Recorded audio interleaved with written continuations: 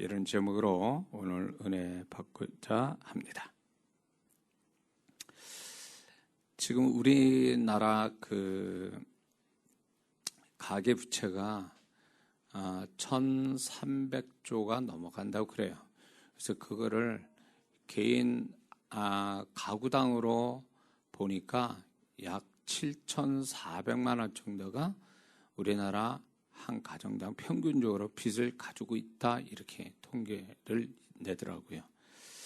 그래서 이게 제가 몇 년 전만 해도 그게 600, 700조 이랬을 때 이제 가계부채가 점점 늘어난다 그랬는데, 이제 그게 줄는 게 아니라 가면 갈수록 그게 10년 채 못해서 벌써 1,000조가 넘어가고, 이제 앞으로 더 가계부채는 더 늘어날 거라고 봅니다. 가만히 보면 세상이 점점 편해지고 또 경제적으로 과거보다는 나아졌는데, 그거와 함께 어두운 면이 뭐냐면 사람들이 빚을 지고 산다는 겁니다. 이거는 이 빚 지고 살게 하는 것은 마지막 주님의 오시기 직전에 나타나는 세계적인 현상 중에 하나입니다. 이 빚지는 것은 사단의 전략이에요. 그래서 사단이 사람들로 하여금 경제적으로 이렇게 빚지게 해서 그걸로 인해서 사람들의 정신을 잃게 만들고 이성을 잃어버리게 해서 사람들이 점점 더 죄악에 빠져들게 만드는 사단의 거대한 전략 중에 하나고, 이 빚지게 하는 부채의 영의 역사는 전 세계적으로 그건 거대하게 역사하고 있다는 겁니다. 그래서 빚지지 않는 나라가 없고 기업이 없고 가정이 없고 개인이 없어요. 다 빚지고 삽니다. 근데 이 빚지고 사는 것이 과연 성경적이냐 할 때 분명히 성경에서는 그걸 하나님이 원하지 않고 있음을 분명히 말씀해 주고 있습니다. 그래서 예수 믿는 사람들은 빚지지 않고 살아갈 수 있게 항상 기도해야 됩니다. 그리고 예수님의 대속의 축복이 있기 때문에 그분이 고린도후서 8장 9절에도 보면 그분이 부유하신 자로 가난하게 되시면 우리를 부유하게 하시기 위해서 그분이 가난하게 되셨다라고 하는 이 대속의 축복이 있는데, 예수 믿는 사람은 이 예수님의 대속의 믿음, 이 축복을 굳세게 붙들고 우리가 살아가면서 하나님이 주시는 풍성함으로 꾸임받지 않고 꾸어줄 수 있는 데까지 가는 그런 사람이 되기를 이미 이스라엘 백성에게도 이미 말씀하셨다라는 겁니다. 그래서 세상이 지금 전부 다 빛으로 돌아가고 있는데 사람들은 그걸 당연하게 여겨요. 그러니까 돈이 모자라다는 것 자체가 문제가 아니라 진짜 문제는 빚지는 걸 아무렇게 생각 안 하는 그 생각 자체가 점점 우리를 더 빚지게 만든다는 것입니다.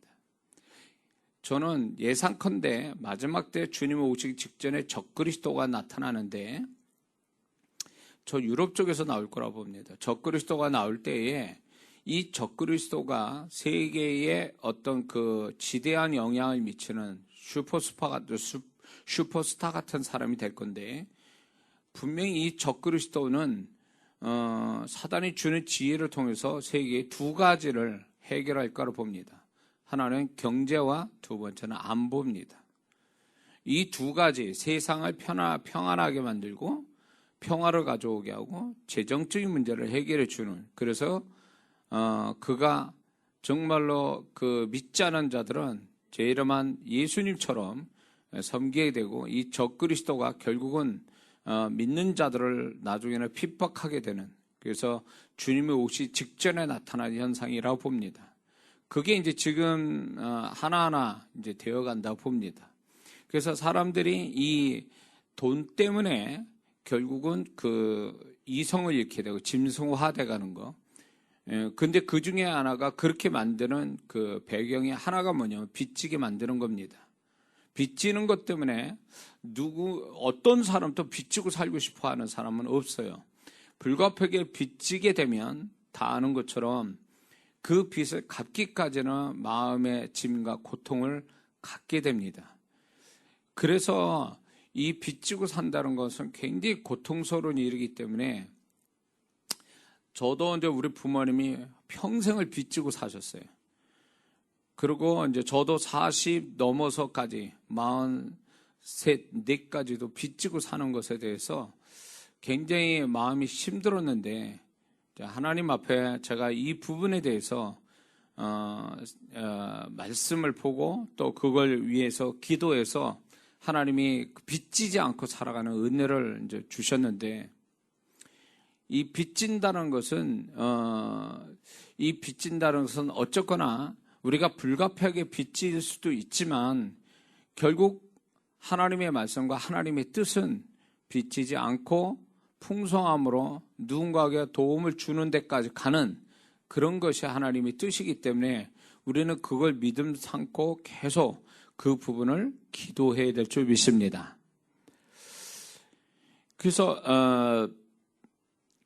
우리가 이제 빚지지 않고 살아가는 것이 굉장히 중요한데 사람에게 빚지는 것도 참 고통스럽고 짐이 되는데 하나님께 빚지고 산다는 것은 상상을 못할 일이죠. 그거는 굉장히 더한 고통과 그것이 결코 사람의 빚진 것보다 더한 어려움이 있을 거라 봅니다. 근데 이렇게 말하면 우리가 언제 하나님께 빚지고 사느냐, 언제 빚지고 샀냐라고 얘기할 수가 있어요. 근데 성경에 여러 가지 여러 곳을 보면 이런 부분들이 하나님께 빚지고 산다라고 하는 하나님께 빚지게 하는 광범위한 범위를 그 의미를 두고 말씀한 구절들이 있습니다. 그래서 하나님께 빚지고 산다는 것은 사람에게 빚지고 사는 것보다 더 위험스럽고 더 불행할 수도 있다. 고통이 따른다는 것을 우리가 알아야 되는데 믿는 자들이 하나님께 빚지고 산다라는 것에 대한 개념도 없는 데다가 빚지고 산다는 것이 과연 뭔지도 모르고 또 빚지고 산다는 것에 대한 그것이 얼마나 무서운 건가를 알지 못한 채 하나님께 빚지고 산다라는 것입니다. 그러면 하나님께 빚지고 산다는 게 과연 뭘까요? 말씀을 통해서 우리가 몇 가지 좀 우리가 분별력을 가지려고 합니다. 첫 번째는 하나님께 빚지고 사는 그 의미는 첫 번째는 하나님의 것을 도적질할 때 그게 하나님께 빚지고 사는 겁니다. 남의 것을 뭐 강제로든 몰래든 뺏어오거나 자기가 취하게 되면 그건 그 사람에게 빚지는 겁니다. 빚지는 거예요. 그런데 율법의 하나님은 이렇게 말씀해요. 출애굽기 22장 4절에 보니까 도적질한 것이 살아, 자기가 도적질한 것이 그 물건이 짐승일 때 그것이 살아 그 손에 있으면 그 절취한 사람의 손에 있으면 소나 낙이나 양을 물어나고 갑절을 배상할지니라 이랬습니다. 그러니까 절취하는 것은 그 사람에게 빚지는 건데 그게 액면 그들에게 빚지는 게 아니라 2배로 빚지는 거라는 것을 얘기해 주고 있는 거예요. 얼마 전에 뉴스에도 그게 있지만 뭐 어디 시의장이 그 ATM에서 어떤 사람이 잊어버리고 그 돈을 뺀 것을 돈을 이렇게 인출한 것을 모르고 못 가져갔단 말이에요. 근데 그 사람이 그거를 절제해서 법에 걸려가지고 지금 부끄러움을 당하는 그 기사를 하게 보게 됐습니다. 일부러 빼앗거나 일부러 훔친 것이 아닌데도 불구하고 남의 물건을 취하는 그 자체도 법적으로 걸려서 그 사람은 결국 그 사람에게 갚아줘야 되고 법적인 처리를 받는다는 것은 이게 상대방의 어떻게 보면 상대의 물건을 취하는 것은 상대방에게 빚지게 하는 형태이기 때문에 자기 자신이 빚을 지는 거기 때문에 그것이 결코 옳지 못하고 그것이 불행을 가져온다라는 것을 세상 법도 그렇게 정하고 있다는 거죠.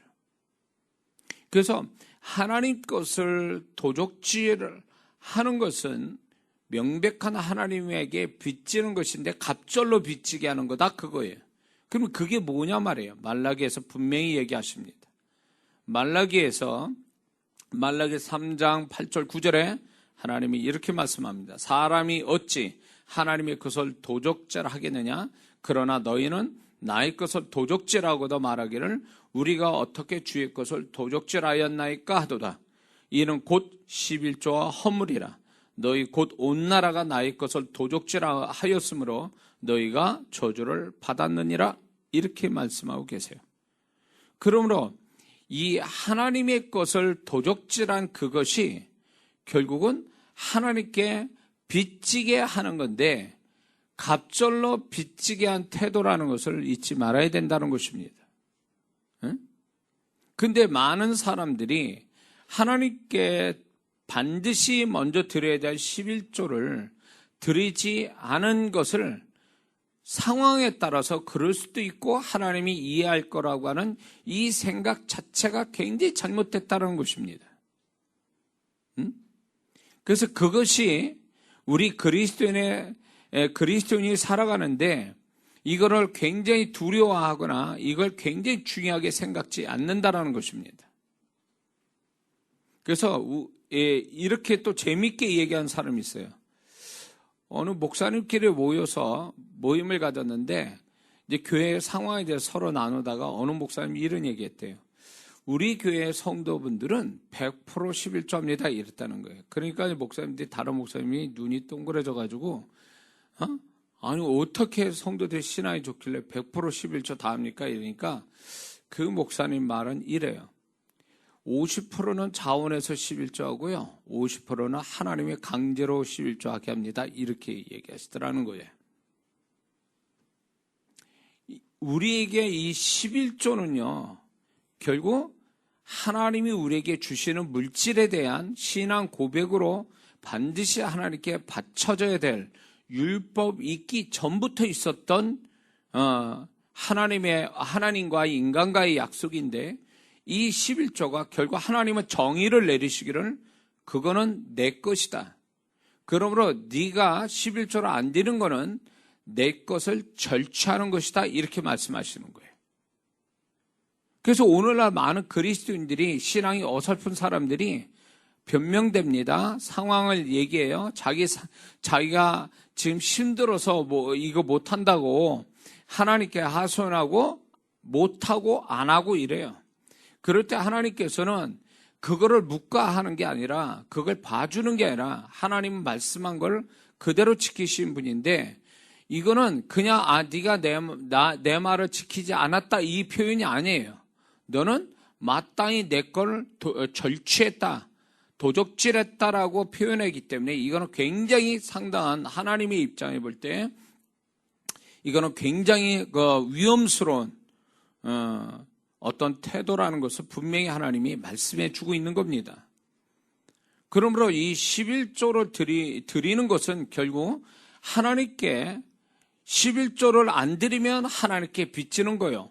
11조를 드리면 하나님께 빚 지우게 하는 거라는, 뭐 아니면 도가 되는 거예요. 중간이라는 게 없어요. 드리면 하나님께 빚 지우게 하는 거고 안 드리면 내가 하나님께 빚지는 것이 되기 때문에 믿는 모든 예수 믿는 사람들은 이거는 지킬 수밖에 없는 거예요. 지켜야만 되는 거죠. 그래서 이게 안 드리게 되면 도적질했다고 그랬으니까 하나님은 뭐라고 말씀하냐면 네가 도적질하면 2배로 내게 갚아야 된다 이렇게 얘기하시는 거예요. 그러니까 11조를 안 드리면 11조만큼만 손해보는 게 아니라 11조의 2배를 자기가 손해보게 돼 있다는 것을 하나님은 이런 식으로 말씀해 주고 계시는 거예요. 그래서 예수 믿고 구원받은 사람한테는 반드시 축복받는 비결을 가르쳐야 되는데 그게 하나님과 함께 산다는 거, 하나님과 동행한다는 삶을 먼저 가르쳐야 되지만 그 다음에 중요할 것은 사람은 돈을 가지고 살아야 되니까 경제적인 어떤 활동을 하고 돈이 있어야 되니까 돈에 관한 하나님의 약속을 먼저 가르쳐줘야 돼요. 특히 이 11조를 먼저 가르쳐야 돼요. 11조를 믿는 자는 알든 모르든 11조 안 드리거나 그러면 결국 자기한테 손해가 오기 때문에 이거부터 가르쳐야 돼요. 드리면 하나님께 빚 지우게 하는 거요. 그래서 하나님은 갚아주시는 은혜를 갑절로 갚으시기도 하고 10배로 갚으시기도 하지만 11조 안 하면 결국 하나님께 빚지게 하는 자로서 2배 이상으로 손해를 볼 수 있다는 걸 명백하게 가르쳐줘야 됩니다. 그래서 예수 믿는 사람이 물질로 어려움 당하지 않게 하려면, 물론 11조 안에는 물질만 얘기하는 게 아니고 여러 가지를 얘기하는데, 이런 부분에 특히 대표적인 이 물질로 손해 나거나 어려움 당하거나 세거나 억울한 일 당하거나 손해보는 일을 경험하지 않으려면 제일 우선적으로 11조로 온전히 하는 것이, 그게 하나님께 빚지지 않고 사는 첫 번째 비결이요, 들음으로 인해서 하나님께 빚지우게 하는 은혜스러운 태도라는 걸 우리가 잊지 말아야 될 줄 믿습니다.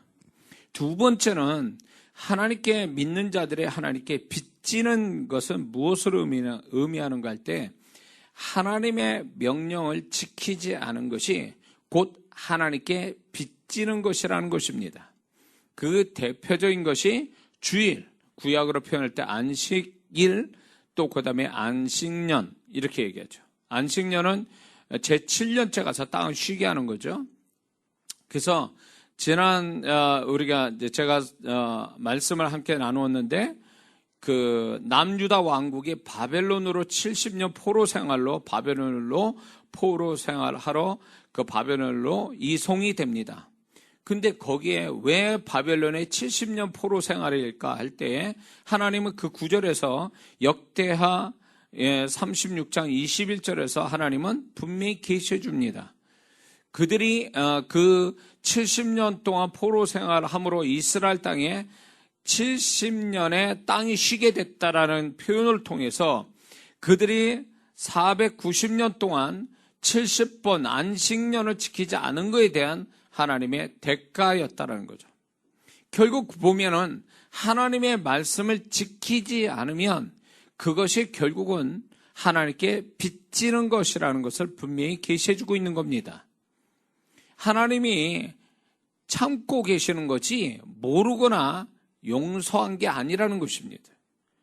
주일을 마땅히 예수 믿는 사람이면 아주 죽기 살기로 주일을 지켜야 되는 거예요. 왜? 주일은 하나님이 우리에게 축복해 주는 시간의 축복, 건강의 축복, 여러 가지 축복이 포함되어 있는 특별한 시간이거든요. 일주일에서 한 날이 특별한 날인데, 그거를 우리에게 축복해 주시려고 율법이 있기 전부터 하나님이 약속해 준 건데, 그걸 지키지 않으면 하나님의 약속을 스스로 이제 지키지 않은 것에 대해서 하나님께 빚지게 하는 것, 자기 자신이 빚지게 하는 거라는 겁니다. 그래서 안식일을 지키지 않은 자는 결국은 축복도 안 되고, 심지어는 광야에서 안식일 지키지 않고 밖에 나와서 일을 하다가 죽은 자도 기사가 나오죠. 그런 기록도 있죠. 그러니까 하나님께 빚진다는 건 굉장히 위험스러운 상황으로 갈 수밖에 없음을 얘기해 주는 거예요. 주의를 지키면 하나님께 빚지우게 하는 거지만, 주의를 안 지키면 하나님께 빚지게 하는 겁니다. 그래서 하나님께 빚진 자는 결국 무엇을 얘기하냐면, 하나님이 그 사람에게 채권자로 나온다는 얘기예요.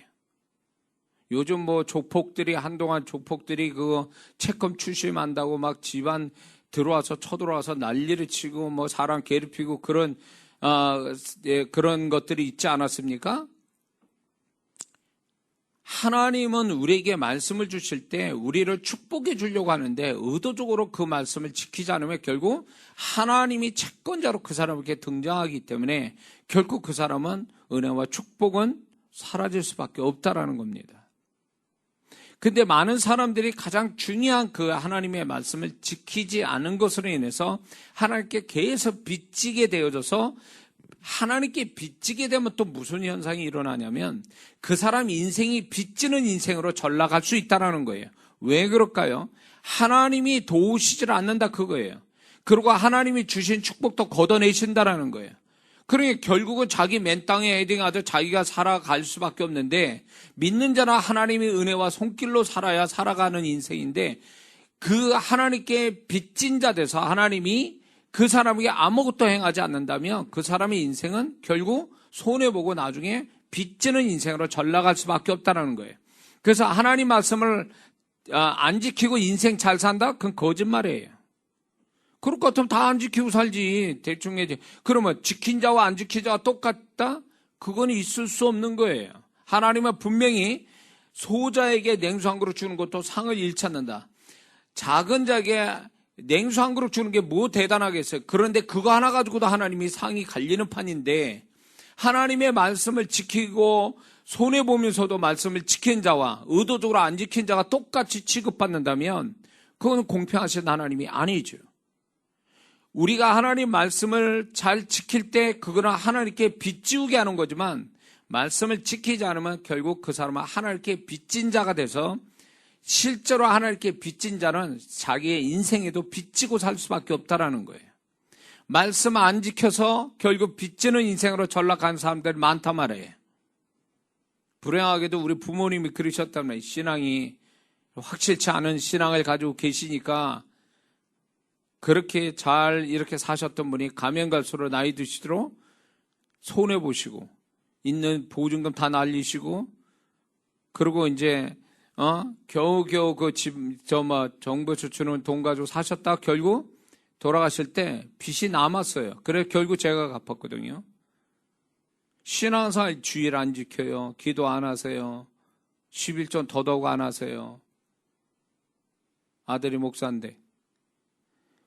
그렇게 저희 부모님 신앙생활 열심히 해 주셨으면 좋겠는데, 그리고 많이 고민했는데, 두 분이 워낙 고집이 세시고 또 신앙의 교회생활에 상처가 많으셔서 신앙생활을 올바르게 못 하시더니 결국 누구 원망하겠어요? 두 분이 신앙을 그렇게 했는데, 하나님이 두 분이 가지신 마음의 상처나 그런 신앙생활 제대로 하지 못하는 이유를 하나님이 그러면 용서하셨냐? 그게 아니거든요.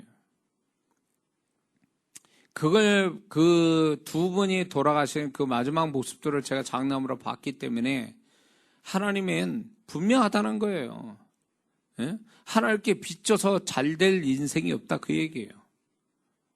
근데 여러 가지 믿음이 연약한 사람들은 여러 가지 핑계와 변명과 논리적 이유를 대고 그거를 말씀을 못 지킬 수밖에 없다는 걸 자꾸 사람한테 양해를 구하려고 하고, 하나님 앞에도 그 이해해달라고 하는 식은 결코 용납이 안 된다는 거죠. 하나님은 계산하시거든요. 분명히 계산하세요. 그래서 이런 게 있습니다. 주의를 지킨 자와 안 지킨 자의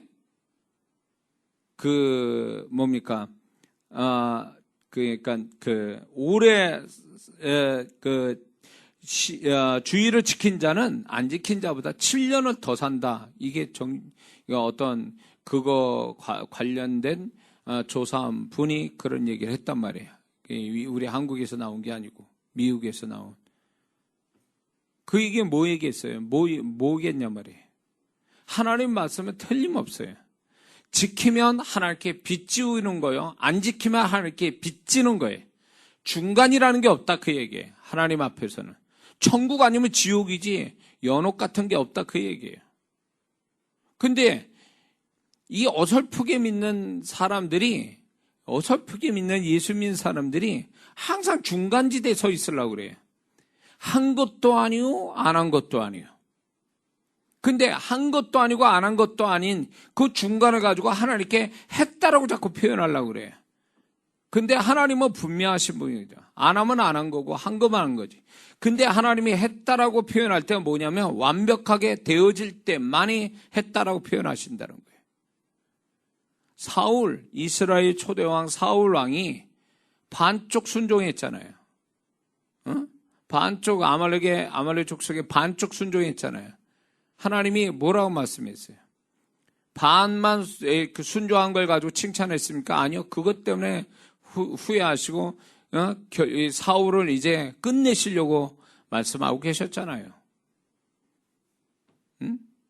롯의 아내가 소돔과 고모라 성에 멸망받는, 불로 멸망받는 땅에 있는 것도 아니고 구원의 땅도 있는 것 같잖아요. 중간에 불순종하다가 소금기둥에서 중간에 죽은 자잖아요. 어설픈 반쪽의 순종으로.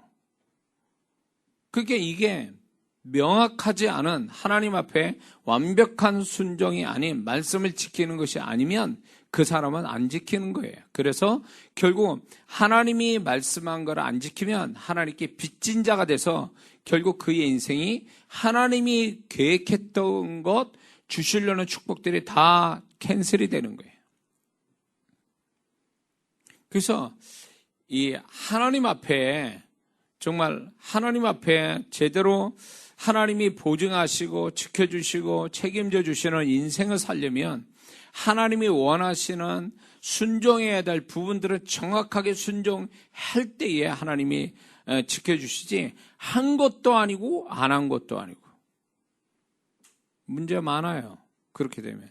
그래서 우리가 주일 지키는 부분이나 11조하는 거나 이런 부분들이 명확하지 않은 것 때문에 약속대로 안 오는 거예요. 11조도 너희의 창고가 쌓을 곳이 없게 복을 주 그런 경험 해봤냐고요. 그런 11조를 제대로 했냐 그 얘기예요. 주일에 하나님이 약속을 풍성히 주셨는데 그 주일의 축복을 받아봤냐 말이에요. 안 받아봤어요. 그걸 왜 그러냐면 온전한 것이 아니기 때문에 완벽한 순종이 아니기 때문에 그렇다는 걸 얘기해 주는 거죠. 응? 그래서 어설프게 그 교회 안에 신앙의 수준이 점점 떨어져가지고 어설프게 하는 거를 다 서로가 잘한 걸로 인정하는 이 풍토가 한국교회에서 없어져야 돼요. 대충 신앙생활에도 잘한 것처럼 칭찬하고. 그러니까 그때 당시에 바리새인과 서기관을 무섭게 주님이 마태복음 24장에서 무섭게 그들을 23장입니까? 24장입니까? 거기서 무섭게 책망하고 계시는데 보면은 23장이죠. 그 무섭게 책망을 하시는 그 장면이 보이는데 그들에게 있어서는요, 한 가지, 그래도 주님이 책망하지 않는 것은 율법을 완벽하게 그들이 나름대로 지킨 자였기 때문에 그 부분에 대해서는 얘기 안 하셨다 그 얘기예요. 응?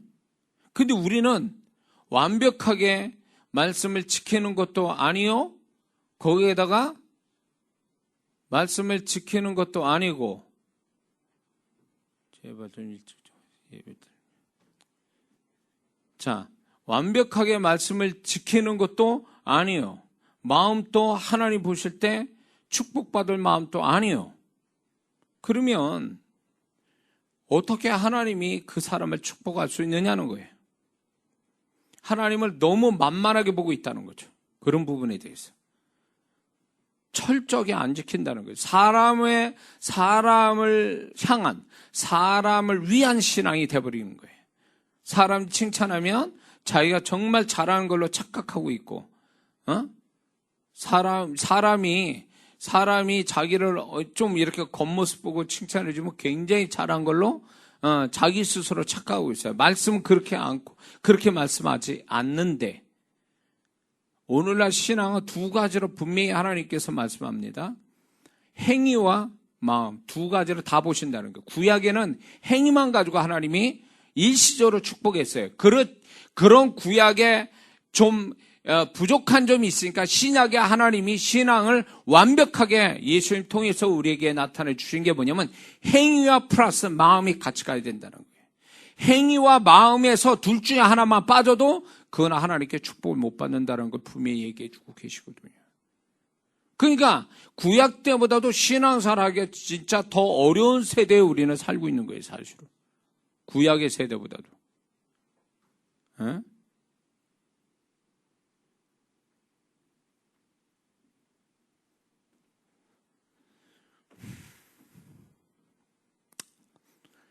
자, 그래서 우리가 이 하나님 앞에 인정받는 신앙에 대한 온전한, 완벽한 그 하나님의 뜻에 부합한 말씀한 그 문자 그대로 다 지키는 그런 또 거기에다 마음까지도 하나님이 인정하실 만한 그런 것이 돼야 되는데 그런 것들을 우리가 못 지키면 결국 하나님께 빚지우는 게 아니라 빚지게 하는 태도에 지나지 않다라는 것입니다. 그래서 우리가 하나님 말씀을 지키지 않으면 하나님께 빚지는 거기 때문에 하나님은 빚지는 거에 대해서 반드시 우리를 계산하신다는 거예요. 카운트다운을 하고 계시고 다 계산하고 계신다는 거죠. 그래서 두 번째는 하나님의 명령을 지키지 않는 것이 하나님께 빚지는 것이다. 세 번째는 하나님과 약속한 것을 안 지키는 것이 하나님께 빚지는 것이다. 이걸 우리가 알아야 됩니다. 제가 이제 그 집회를 17년간 이렇게 하면서 교회 바깥에 집회하면서 그러니까 하나님하고도 약속해놓고도 아주 언제 그랬냐 식으로 이렇게 하는 사람이 한두 명 본 게 아니에요. 그러니까 분명히 내 앞에서 하나님 앞에서 얘기하고 수많은 사람들 앞에서 얘기했고 나는 그 사람을 그렇게 축복했고 기도해 줬는데 딱 어느 시점에 지나서 시간이 지난 다음에 내가 언제 그랬냐는 거예요. 안 지켜요. 딴말하고 있고 도망가고 나만 내 눈에 안 보이면 다 되는 줄 알아요. 이런 사람 참 많습니다. 그거는요 하나님하고 약속한 거지 나하고 약속한 게 아니거든요. 나한테 뭘 어떻게 하는 게 아니라 하나님 앞에 약속하고 나한테만 보증으로 내가 있는 거고 많은 사람 벌써 얘기했음에도 불구하고 안 지키는 이 약속, 하나님과 약속을 안 지키는 건 하나님께 빚지는 것이기 때문에 그 사람은 결코 어떤 하나님의 은혜나 축복에 들어오지 못한다는 것입니다. 성경에도 이 약속이라는 것, 맹세라는 것 서원으로 구약에서 표현하고 있는데 시편 76편 11절은 이렇게 말씀합니다. 너희는 여호와 너희 하나님께 서원하고 갚으라. 또 전도서 5장 4절을 보니까 내가 하나님께 서원하였거든 갚기를 더디게 말라. 하나님은 우매자를 기뻐하지 아니하시나니 서원한 것을 갚으라. 서원한 것을 갚지 않는 자, 하나님의 약속을 해놓고 안 지킨 자는 우매자다, 어리석은 자다라고 분명히 하나님 말씀해 주고 계세요. 그러므로 함부로 주님께서는 함부로 맹세하지 말라고 말씀하고 계세요. 근데 하나님하고 약속을 했으면 그 약속은 목숨 걸고 지켜져야 되는 게 우리가 당연한 태도고 지켜질 때 하나님께 빚지우게 하는 거고 안 지키면 하나님께 빚지게 하는 태도라는 것을 우리는 잊지 말아야 됩니다. 그래서 함부로 말하는 게 아니거든요. 제가 어느 분이 제가 광주에서 목회할 때도 어느 집사님이 많은 사람이 들었어요. 그 얘기를. 목사님 교회 건축을 제가 꼭 하겠습니다. 그러면서 저한테 얘기를 해요. 그래서 기도하세요. 그랬어요. 그 많은 사람들 뭐 어떻게 얘기를 했는데 내가 뭐 거기다 뭐 어떻게 얘기를 못하고. 근데 딱 그분이 얘기하는 순간에 내가 딱 올라오는 그 음성이 뭐냐면 거짓말이다. 이게 딱 속에서 딱 이렇게 들려요. 그게 주님의 음성일 거예요. 아니라 달라 그분이 11조도 안 드리는 양반이에요. 근데 자기가 기분에 어쩌는지 몰라도 건축을 하겠다 그랬는데 그 말이 올무가 된 걸 거예요 아마. 왜 함부로 그런 말을 해요? 11조도 안 드린 사람이 무슨 건축을 해요. 결국 교회에 이전을 할 때 그 사람 안 나타났어요. 도망갔어요. 교회 돕지도 않고. 그러니까 함부로 하나님 앞에 약속을 해서는 안 되는 거예요. 그래서 제가 이제 본인이 집회 가운데 은혜 받았다 그럴 때 감동을 받았는지 혼적인 감정이 취했는지 이걸 분별하라고 그러거든요. 그리고 정말 하나님이 그 감동을 주셔서 그렇게 하기로 마음먹었으면 일주일 기도해보라고 그랬어요. 일주일 기도해보면 하나님으로부터 온 감동은 시간이 갈수록 불이 붙어서 더 할 수 있도록 하나님의 마음과 환경을 주시지만 혼의 감정은 시간이 갈수록 식어버리거든요. 환경이 바뀌면 감정도 사라지거든요. 그렇게 해서 자기가 하나님께 뭔가를 하겠다라는 것이 감정인지 감동인지 이거를 일주일만 해도 답이 나오거든요. 그래서 꼭 뭔가를 어떤 분들이 저한테 이제 하나님께 뭐 어떻게 하겠다라는 거에 대해서 제가 그런 얘기를 하면은 일주일 기도하세요. 감동과 감정인지. 그러고 나서 그 다음에 해도 늦지 않습니다. 이러거든요. 근데 감동이라고 해놓고 안 한 사람도 있어요. 그렇게 하면서도. 이건 하나님 앞에 나는 속일 수 있고 나는 안 볼 수 있지만 하나님 앞에 말한 건데 약속을 해놓고도 안 지키면 그 사람 인생이 따라다니면서 그 약속 안 지킨 것이 인생에 계속 그 마이너스하게 만드는, 진짜 인생을 빚지게 되는 인생으로 전락할 수밖에 없는데 함부로 막 얘기해요. 응? 근데 저는 이제 다 그렇다는 건 아니에요. 그러나 이제 미국의, 특히 미국의 사역자들 내지는 미국의 은혜스러운 성도들의 이제 책을 읽어보면 공통점이 뭐냐면 그 사람들이 우리만큼 기도를 많이 한 사람이 아니에요. 그럼에도 불구하고 이제 이런 게 있어요. 극적으로 자기가 이제 타락되거나 뭐가 잘못돼가지고 이제 있다가 주님을 만나게 됐을 때 이제 그런 책 내용이 있어요.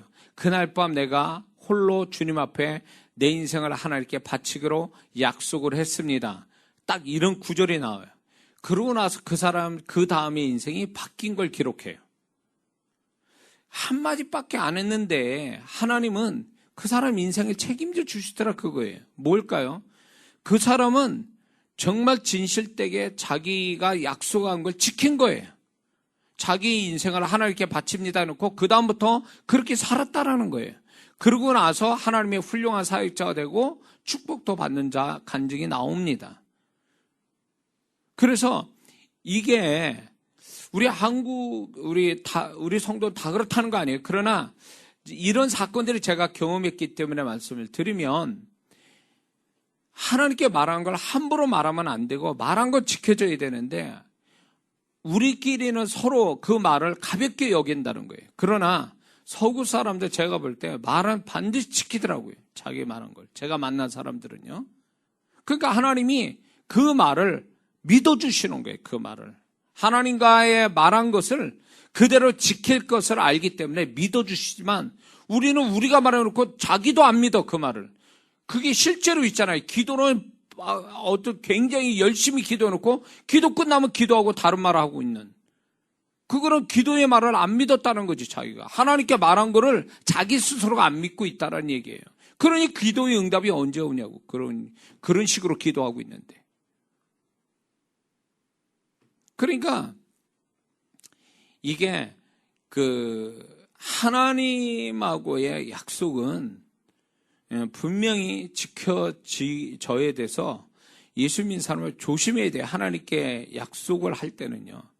그래서 약속을 지키면 하나님께 빚지 오는 거예요. 그래서 결국 그게 나한테 축복이 오는 거예요. 하나님께 약속을 안 지키면 그 사람은 결국 하나님께 빚지게 하는 거기 때문에 그 사람 인생이 결코 축복이 될 수 없다. 이게 빚지는 거다. 하나님께 약속을 안 지키는 게. 자, 네 번째는요. 하나님이 주신 은혜를 안 갚는 것이 하나님께 빚지는 것입니다. 히스기야 왕에 대해서 역대하 32장 25절에 하나님이 이렇게 말씀했어요. 히스기야가 마음이 교만하여 그 받은 은혜를 보답지 아니하므로 진노가 저와 유다와 예루살렘에 임하게 되었더니 이렇게 말씀해요. 결국 히스기야 왕은 그 은혜가 뭐였습니까? 15년 생명 연장받고 아수로부터의 이제 구원받고 거기에다가 모든 게 형통이 되어져서 모든 그 보물, 양식, 모든 창고가 가득 찬 이런 축복을 받았단 말이에요. 근데 그 은혜를, 그게 하나님이 주신 은혜였지 자기의 노력해서 된 게 아니었음에도 불구하고 은혜를 하나님께 보답하지 않았음으로 인해서 그는 대신 징계가, 더 심한 징계가 그 다음에 왔다라는 얘기입니다. 은혜를 보답하지 않는 거 하나님께 그게 빚지는 거라는 거예요. 그래서 시편 기자는 이렇게 말합니다. 116편 12절에 여호와께서 내게 주신 모든 은혜를 무엇으로 보답할고 이렇게 고백합니다. 정반대죠. 우리가 살아가는 게 다 하나님의 은혜로 살아가는데 은혜를 알고 은혜를 갚을 줄 알면 더한 은혜가 오지만 은혜를 알면서도 은혜를 갚지 않으면 그 다음부터 그 은혜는 끊어지기 시작하는 거예요.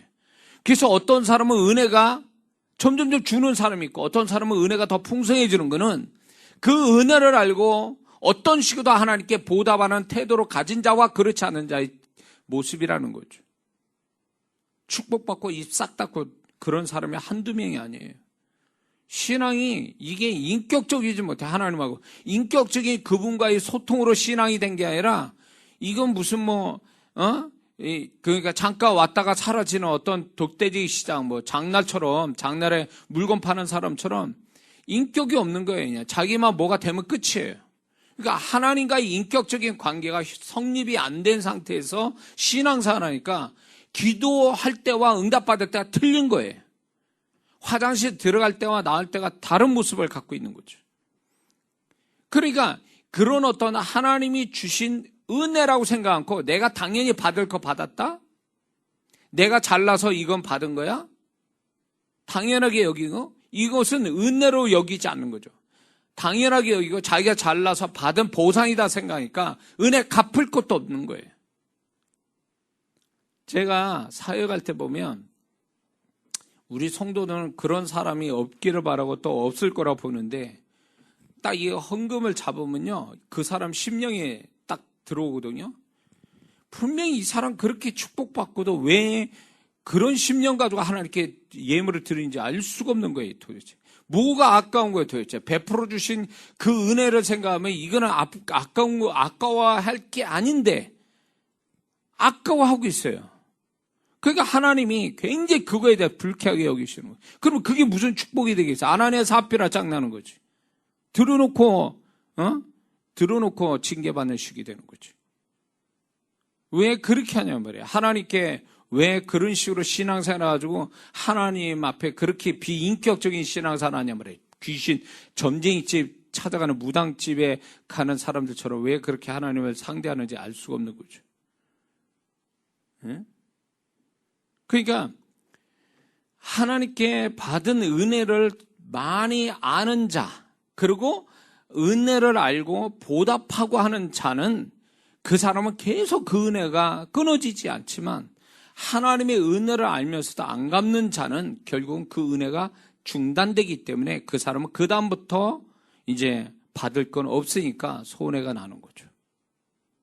그러므로 하나님께 빚진다는 건 위험스러운 거예요. 굉장히 무서운 얘기입니다. 근데 많은 그리스도인이 하나님께 빚지고 사는 거에 대한 두려움이 없어요. 근데 그게 그 당시에는 아무것도 아니어도 시간이 흐르면 하나님께 빚지고 산다라는 게 실상이 뭔지를 알게 될 땐 이미 때는 늦은 거예요. 지금 얘기한 이 네 가지가 하나님께 빚지고 사는 의미가 되기 때문에 우리는 여기에 어떤 것 하나가 걸려서는 절대 안 됩니다. 우리의 인생은 노력과 애쓴다고 되는 게 아니에요. 하나님 앞에 어떤 태도로 보이는가가 따라서 하나님이 베풀어 주신 그런 걸로 우리가 살기도 하고 못 살기도 하는 건데 그런 어떤 하나님에 대한 태도가 이렇게 잘못되어져서 하나님을 빚지게 하는 대로 살아간다면 위험스러운 것을 우리는 알고 깨달아야 될 줄을 믿습니다. 그렇다면 이제 하나님께 빚지우게 하는 것, 이거는 대단히 축복된 인생, 신앙을 갖게 되는 비결이 되는데 하나님께 빚지우게 하는 건 도대체 뭐냐는 거예요. 하나님께 빚지우게 하는 거. 그거는 몇 가지가 있는데 첫 번째는 아까 얘기한 말씀대로 순종하는 것. 그게 하나님 말씀을 하셨는데 그 말씀을 순종하면 그 자체가 벌써 하나님께 빚지우게 하는 거예요. 분명히 알아야 될 건 하나님은 빚지고 사신 분이 아니라는 거예요. 빚지고 사시는 분이 아니시기 때문에 그 빚을 반드시 빚지우게 한 그 성도를 향하여 그 빚을 갚되 풍성히 갚으시는 하나님의 손길이 있다라는 겁니다. 그러면 하나님을 빚주게 하는 것은 하나님 말씀했는데 말씀대로 순종하면 그게 하나님께 빚주은 거라는 거예요. 자, 우리가 인간적으로도 그렇죠. 내가 누군가한테 얘기를 했어요. 네가 좀 이렇게 했으면 좋겠다라고 했는데 그 사람이 그걸 했어요. 그러면 그 당사자는 그렇게 말한 당사자는요, 마음에 그 사람한테 어떤 빚진 마음을 가지고 있죠. 저 사람이 나의 말대로 해줬으니까 내가 언젠가는 그걸 갚아야지 라는 마음을 갖잖아요. 식사를 한번 했다든가 아니면 보상을 좀 해준다든가 이렇게 해서 빚을 갚잖아요. 마음의 빚을. 그런 거 똑같아요. 우리가 하나님의 말씀했는데 그 말씀 지키려고 애를 쓰면서 지켜졌으면 하나님이 네가 내 말을 지켰기 때문에 내가 너한테 빚졌어 라고 해서 그 순종에 어떤 축복을 주시는 거죠. 신명기 30장 9절 10절을 보면 내가 내 하나님 여호와의 말씀을 순종하여 이 율법책에 기록된 그 명령과 규례를 지키고 내 마음을 다하며 성품을 다하여 여호와 내 하나님께 돌아오면 내 하나님 여호와께서 내 손으로 하는 모든 일과 내 몸의 소생과 내 육축의 새끼와 내 토지 소산을 많게 하시고 내게 복을 주시되 곧 여호와께서 내 열조를 기뻐하신 것 같이 너를 다시 기뻐하사 내게 복을 주시리라. 지키면 복이에요. 그게 왜 복을 주시냐? 말씀을 지키는 것은 결국 하나님께 빚지우게 하는 것이기 때문에 복을 주신다는 거죠. 두 번째 하나님 빚주게 하는 것은 하나님을 감동시키는 헌신을 하게 되면 그게 하나님께 빚지우게 하는 것이라는 겁니다. 솔로몬이 열왕기 상에 보면은 솔로몬이 그 어떤 왕도 하지 않은 1000번제를 드려요. 하나님께서 하라고 한 것도 아니지만 그는 여호와를 사랑하여 하나님을 사랑해서 1000번째 최대의 하나님께 제사로 이 모습을 하나님께 드립니다. 그것이 하나님을 감동시킨 거예요. 그러므로 인해서 그 솔로몬은 생각지 않는 축복 3가지를 받게 되죠. 하나님께 헌신하는 수넴 여인이 엘리사를 잘 대접할 때에 안 받아도 될 대접을 자꾸 대접을 함으로 인해서 그 아들을 얻게 하고 아들을 또 살게 하는 2가지 축복을 받게 되죠.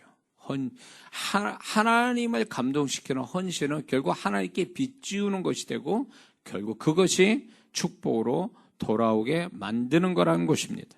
다윗이 성전을 짓고자 하는 마음을 가지니까 하나님께 선지자를 통해서 이렇게 얘기했어요. 그의 이름을 모든 이름이 위대한 이름으로 만들고 어디 가나 이기게 하시고 형통케 하셨다. 이렇게 얘기하고 계세요. 결국 다윗의 그 생각이 성전을 짓고자 하나님 사랑해서 성전을 짓고자 하는 것이 하나님을 감동시켰다라는 것입니다. 누가 시킨 것도 아닌데 본인이 하나님 사랑해서 생각하는 그것이 하나님을 감동시키고 감동을 시킨다는 것, 결국 하나님이 그 사람에게 빚을 지게 하는 그런 모습을 갖게 하셔 하나님을 만나게 된다는 것입니다. 그러므로 우리 신앙이 꼭 누가 시켜야 뭘 하고 눈치 보면서 요령펴서 하는 게 아니라 억지로 하는 게 아니라 누가 시키기 전에 내가 하나님을 사랑해서 어떤 그 하나님의 사랑의 마음을 가지고 뭔가 내가 정말 감동스러운 어떤 작은 거라도 헌신할 때 그게 그 사람에게 하나님께 빚지우는 게 돼서 축복으로 돌아오게 한다는 것입니다. 3번째는 주님만 아시게 하는 은밀한 일을 행할 때에 그것이 하나님께 빚지우는 것이 돼서 갚으시는 역사가 온다는 것입니다. 마태복음 6장에 가보면 기도나 구제나 금식을 은밀히 하라고 그럽니다. 그러면 은밀하신 가운데 하나님이 갚으신다는 말씀합니다. 갚다라는 이 말은 채무자가 채권자에게 갚는다라는 의미와 같은 말이에요. 그러니 하나님은 은밀하게 하나님 앞에 기도하고 구제하고 금식하는 것은 하나님께 빚지우는 거다라는 표현을 이렇게 하신 거예요. 하나님께서 직접. 그러므로 이 갚으신다라는 이 말은 하나님이 안 갚아도 되지만 줄게라고 이렇게 표현해도 되는데도 하나님은 갚겠다라는 표현한다는 것은 결국 그것은 하나님이 빚졌다. 네가 그렇게 은밀하게 마음을 다하여 진심을 가지고 나한테 하는 것에 대해서 나는 너에게 빚졌어. 이런 뜻이거든요. 그런데 오늘날 성도들이 이 하나님께 빚지게 하는 태도로 하는 게 아니라 사람한테 인정받고자 하는 신앙 때문에 결국 하나님께 받을 게 없는 그런 성도들도 무지무지 많습니다. 무지무지 많아요. 꼭 누가 알아줘야 되고 안 알아주면 안 하고 이런 것들이 결국 사람에 의한 신앙이다 보니까 은밀하게 하나님 앞에 정말로 그거를 갚아주시는 하나님의 손길을 못 보는 거예요. 자랑해야 되고 칭찬받아야 되고 관심받아야 되고 그걸 때문에 하고 그게 아니면 또 안 하고 이건 사람 때문에 움직이는 거니까 그 사람은 하나님께 빚지우는 게 아니라 사람에게 빚지게 하는 거예요. 그게 결국 제가 간증 때 있지만 제가 신학교 다닐 때 제가 돈이 없었어요. 직장도 없었을 때니까 돈도 없고 이랬을 때 이제 제 성가대 지휘자가 저보다 나이가 어렸는데 할머니하고 둘이 사는데 가난하게 살았어요. 그래서 그 친구는 항상 교회 안에 굴러다니는 성경책을 가지고 성경 찬송가 가지고 예배를 드렸어요. 그걸 매주 보는 거예요. 제가 성가대원이었고 그 친구가 성가 그 지휘자였기 때문에 봤어요. 다른 사람 못 보는데 나만 보인 거예요. 그래서 제가 그때 당시에 그 친구를 위해서 감동을 받아가지고 제가 용돈 모아가지고 그 동네에 복음서적에 없어가지고 서울까지 생명의 말씀상가 거기에 서울까지 가가지고 제가 제일 좋은 그때 당시에 제일 좋은 성경책을 사가지고 그 친구 몰래 줬어요. 몰래 줬는데 그 친구는 몰라요. 제가 어떤 마음으로 어디까지 가서 내가 그걸 사왔는지 모르고 네가 이걸 썼으면 좋겠다라고 해서 줬는데 굉장히 고마웠고 좋아하더라고요.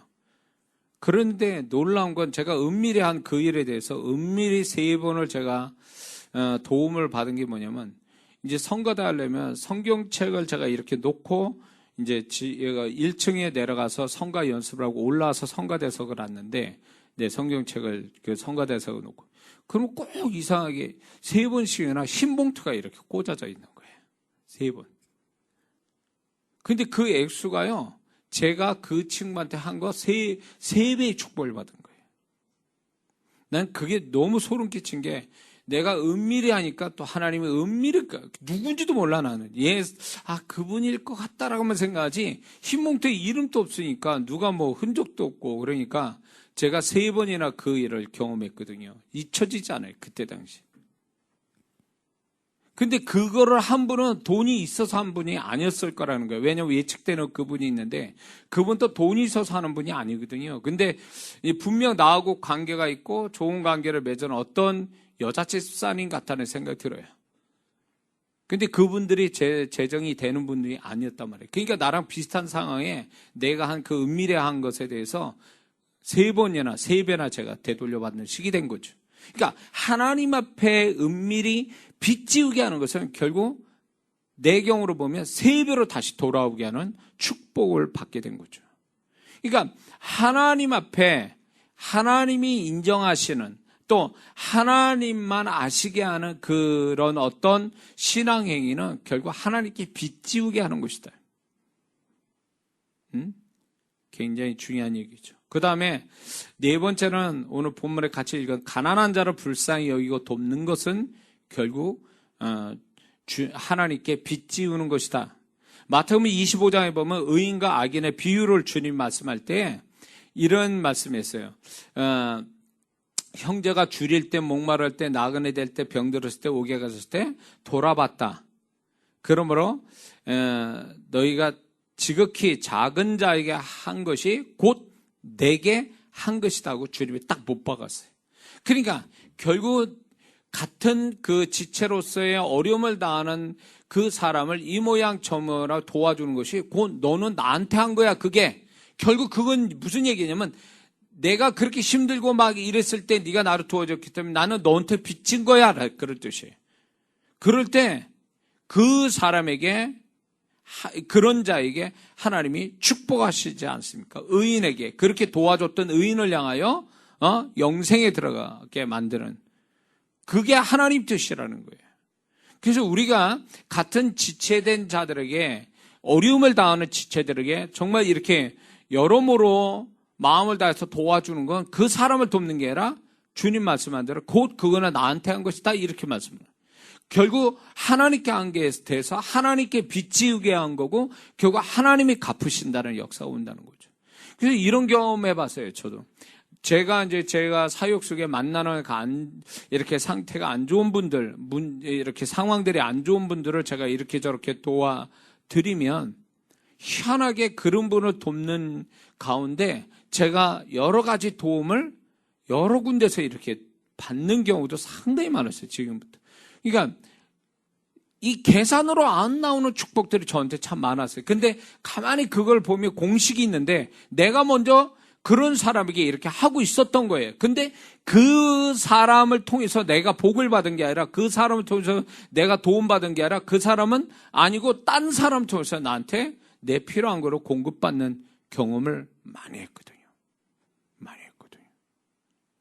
제가 이거는 자랑이 아니고 실제적인 일인데, 제가 사역 속에서 교회나 목사님 차가 필요해서 제가 집회 가운데 15대를 제가 저를 통해서 하나님이 그분들을 축복해 줬어요. 저를 통해서. 그러더니 제가 제 차에 대한 축복을 받았거든요. 그게 이게 어려운 교회가 있었단 말이에요. 그런 교회들, 막 차를 타는데 차가 막 덜그덕거리고 막, 차가 없어가지고 힘들어하는 그 개척교회에 제가 집회를 갔었거든요. 근데 감독이 훅 오면 집회 가운데 얘기를 하거든요. 그러면 그 교회 성도가 아니라도 헌금을 하더라고요. 심지어는 또 어떤 교회는 내가 그 얘기하니까 한 분이 그 교회 그때 당시 20년 정도, 20년 아니야, 한 15년 전 얘기일 거예요. 그 1,500만 원인가 1,600만 원을 그분이 혼자서 헌금을 해가지고 그 교회, 자기 교인도 아닌데, 교회도 아닌데, 거기다 차를 이렇게 헌금하는 그런 일들도 있었어요. 그러니까 이게요, 하나님이 이렇게 뭔가 필요로 하는, 도움이 필요한 사람한테 내가 어떤 식으로 도움을 주면 그게 하나님께 하나님을 빚지우게 하는 게 돼서 결국 나한테 100배 이상으로 또 축복이 돌아오게 한다라는 것을 분명히 우리는 알아야 될 줄 믿습니다. 그 다음에 그 5번째, 주님이 필요로 할 때 도움을 드리는 것, 그게 하나님께 빚지우게 하는 것이다. 요한복음 6장에 보면 오병이어 사건 아시죠? 5,000명이 넘는 사람을 먹이시는데 그 남은 그 보리떡과 물고기가 12광주리에 남았다고 그랬어요. 근데 12광주리의 진짜 소유권은 사실 주님께 있고, 두 번째는 그 소년에게 있는 거예요, 사실은. 그걸 바친, 한 끼 식사로 바친. 그러므로 이렇게 주님이 뭔가 필요로 할 때, 도움을 받기를 원하실 때 도움을 드리면 그 사람에게 풍성한 축복이 온다, 그 얘기입니다. 십자가상에 가실 때 고통받을, 그 십자가 지고 가실 때 구레네 시몬이 그 예수님이 십자가 대신 지고 올라가죠. 근데 그 구레네 시몬이 결국 교회의 지도자가 돼요. 그 와이프부터 해서 자식 둘이 다 바울의 동역자가 되고, 바울은 심지어는 그 구레네 시몬의 와이프를 내 어머니다 이렇게 말까지 합니다. 결국 이 가족은 결국 교회의 그 유명한 지도자가 됐는데, 그거는 주님이 정말 힘들어할 때 그 십자가를 억지로 친 거지만 그 십자가를 치고 골고다 언덕까지 가게 된 그 주님의 도움을 드린 그 축복으로 대신 돌아온 겁니다. 그러니까 주님이 뭔가 필요로 할 때 도움을 드리는 거, 이거는 하나님께 빚주는 거요. 그게 축복으로 돌아오게 하는 것입니다. 교회를 돕는 것은 교회라는 이 단체를 돕는 게 아니라 이 교회를 세우신 주님을 돕는 거예요. 주님을 돕는 거기 때문에 주님에게 빚지우게 하는 거고, 주님이 그 사람을 축복할 수밖에 없는 거예요. 그래서 많은 그 교회 건축을 뭐 홀로 했다 어떻게 이렇게 하는 분들을 보면 그 자손들이 굉장히 축복을 받습니다. 왜 그러냐면 그게 교회를 도운 게 아니라 주님을 돕고 주님께 빚지운 게 돼서 자손 3, 4대까지 복을 받게 되는 그런 경우를 보게 돼요. 제가 아는 우리 후배 목사가 그 형하고 둘이 있는데, 침례교 두 목사가 침례교 목사예요. 근데 그 아버지가 그 집사로 있을 때 핍박받으면서 신앙생활 했다가 장로 되면서 교회를 헌납하고, 목회자가 돼서 은퇴를 하신 분인데, 그분이 그렇게 해서 그런지 몰라도 두 아들이 목회를 굉장히 잘했어요. 하나는 뭐 또 미국의 유명한 데서 박사학위도 받고, 근데 그 아들이 큰 그 교회를 건축한 목사가 됐어요. 그게 결국 뭐냐면 아무도 안 알아주는 그 일이었지만 주님은 알아주셨다는 거예요. 교회를 돕는 그 빚진 그것이 결국 주님께 빚진 것이 돼서 주님이 대갚아 주시는 축복을 보게 된 거죠. 6번째는 주님의 이름으로 하는 것. 주님의 이름으로 하는 것이 결국 주님께, 하나님께 빚지우게 하는 것이라는 것입니다. 요한복음 14장 14절에 내 이름으로 무엇이든지 내게 구하면 내가 시행하리라. 주님의 이름으로 하는 그 모든 것, 내가 주님의 이름으로 합니다. 그러면 그때부터 그것은 주님께 하는 것이 되고 주님께 빚지우는 것이 된다라는 것입니다. 뿐만 아니라 7번째는 모든 일을 주님 대하듯 하는 것. 골로새서 3장 23절을 보면 무슨 일을 하든지 마음을 다하여 주께 하듯 하고 사람에게 하듯 하지 마라. 그러므로 무슨 일이든지 어떤 사람에게 대하든 마음을 다해서 주님께 하듯 하면 그게 주님 앞에서 하는 것이고 주님 잘하는 것들은 주님께 빚지우는 것이라는 것을 분명히 우리에게 말씀해 주고 있습니다. 그러므로 그냥 사람에게 하듯 아니면 이렇게 마음 없이 하는 그게 아니라 내가 뭘 하나 해도 주님에게 하듯 이렇게 정성을 다해서 진실한 마음으로 하면 그게 주님이 알아주셔서 주님이 빚지운 마음을 가지고 그 사람을 축복한다는 걸 우리는 잊지 말아야 될 줄 믿습니다. 그러므로 이 두 가지, 하나님께 빚진 자와 하나님께 빚 지우게 하는 자, 교회 안에 두 종류 크리스찬이 있어요.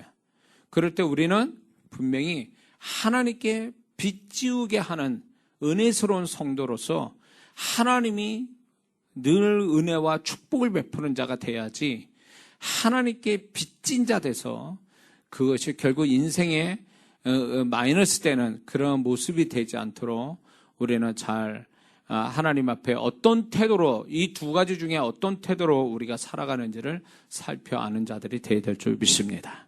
기도하겠습니다.